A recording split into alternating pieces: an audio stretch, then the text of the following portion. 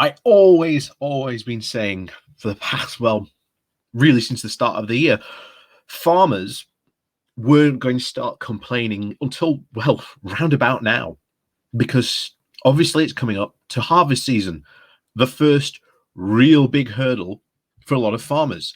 And I've always said sooner or later they're going to have their day, because we saw right at the start of the year, January, February, March, fishing industry dominating the front pages saying, what are we going to do? This is an absolute disaster. And bearing in mind, as I've said, we haven't covered any of those stories about the fishing industry in a while because nothing's changed and it hasn't gotten better for them.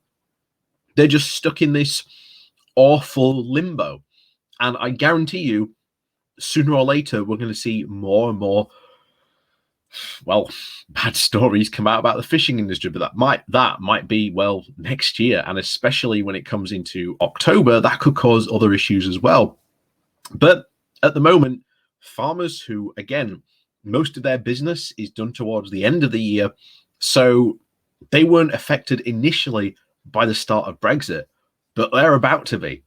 They are about to be. And of course, just as we heard about last year about labor shortages, predominantly because of, at the time, the coronavirus that had basically sent a lot of the EU workers back home because of that, not Brexit at that point, but because of the new Brexit immigration rules that have come in, farmers now cannot get that labor.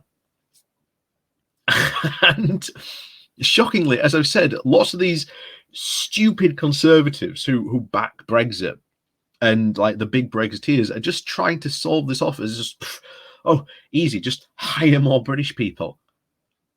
It's not that easy, you know. Farms are not somewhere in the inner city or outside of the inner city. Farms are in rural areas, tend to be quite hard to get to. So you've got that first problem of actually having to get your labor there.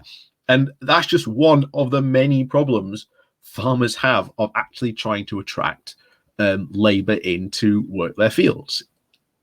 But again, these Brexiteers, these, the Brexit cheerleaders don't seem to understand that. But like I say, expect, especially in the next couple of weeks, to see lots of stories about this and how this goes on to affect farmers and farmers' businesses. Because one of the things that I'm worried about, definitely worried about, is that a lot of these small farmers end up going under. They then get bought out, especially by the big Australian companies or even American farmers, and then they start to heavily to lobby to lower the farming standards that we have here in the UK. That's where we will start to see a lot of problems, but that's a different story for another time. But before we do go jumping into the story, please do remember to hit that like, share, and subscribe button down below. And of course, down below, there is also links to my Patreon page and my one-off donation link called Buy Me Coffee, where you can, well, buy me coffee. And as always, thank you to everyone who does support the channel that way. So let's jump into this article. Like I say, this comes from The Guardian, and the title is "The Anxiety is Off the Scale. UK Farm Sector Worried by Labour Shortages." On a fruit farm in Herefordshire, the unpicked blueberries are rotting on the bushes. The fruit is ripe and ready for harvesting, but there are just not enough workers to pick it. This is the reality for the shortage in the season of agricultural workers at Withers Farm near Ledbury, where Nick leads tends a mix of crops across over 300 acres with his father and brother. He is missing about a quarter of his seasonal workforce of over 350 pickers and predicts that about as much of half of their blueberry crops will go to waste this year, as a result, losing over £100,000 loss of business. Most of the farm's seasonal workers usually come from the EU, particularly Romania and Bulgaria. Although Leeds has been able to recruit some pickers who can gain permits to come to the UK through the government's seasonal worker pilot scheme, he blames Brexit for this year's staff shortages. "We used to have a good rate of returnees from Romania and Bulgaria, but there are other opportunities out there now, and we're hearing that some of them are just in France or just going to other places," Leeds said. We're going back to our returners, but they don't want to come here at the moment. We have been to our agency. They can't get any more people in from the Ukraine. We're looking at ways of reducing the need for labor, Leeds said. But reports of unpicked fruit and vegetables are coming in from all up and down the country, according to Tom Bradshaw, the vice president of the National Union for Farmers. Early in July, we saw Barfoot, a farming company on the south coast near Chichester, had cottages. When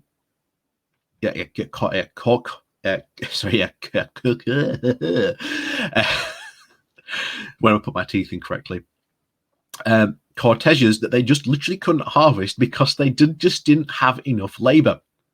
And there is a pepper grower down there who could only pick the peppers every 11 days instead of every 3 because of labor shortages, he said. It's not just crops that are affected, but animals too, Bradshaw said.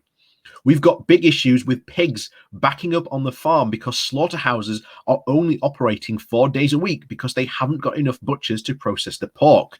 We've got dairy farms that are really struggling to recruit the workforce they need, both in Wales and in Bath, Bradshaw said. Labour shortages are just not making themselves felt in the food industry chain, but elsewhere in the consumer economy. From the lack of availability for new cars to toy retailers urging parents to buy Christmas presents now to avoid disappointment because of stock shortages.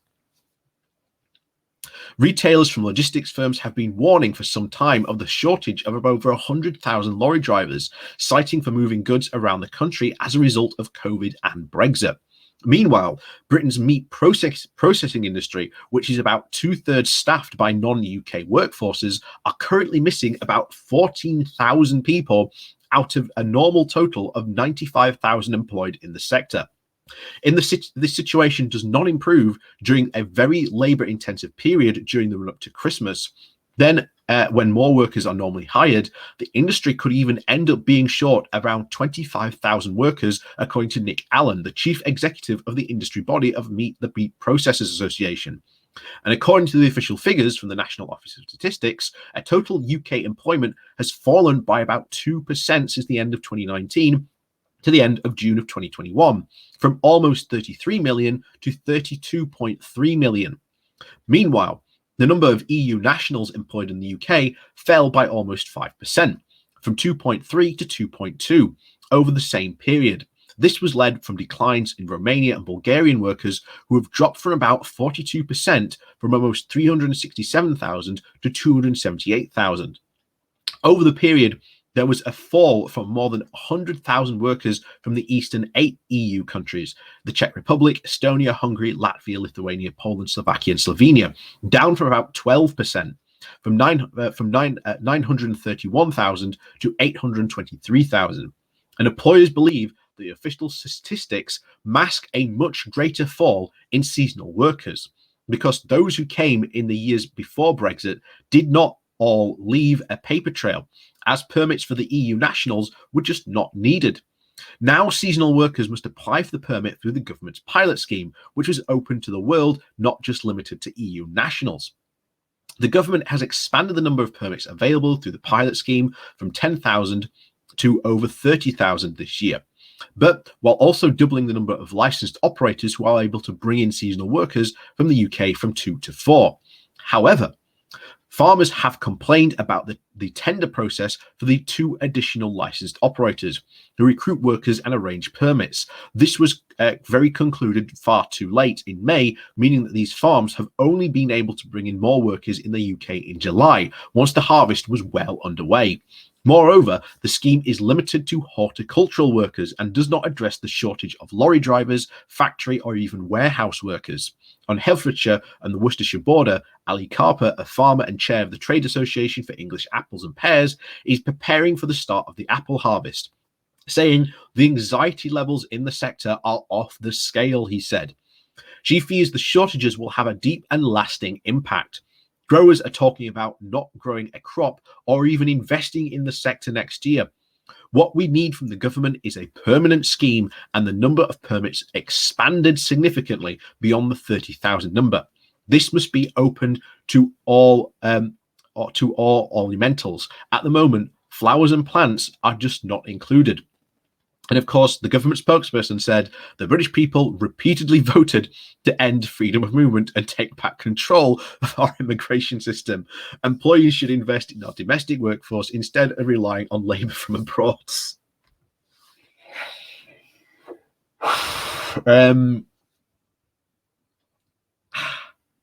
Again, that's not 100% necessarily true. Like I say,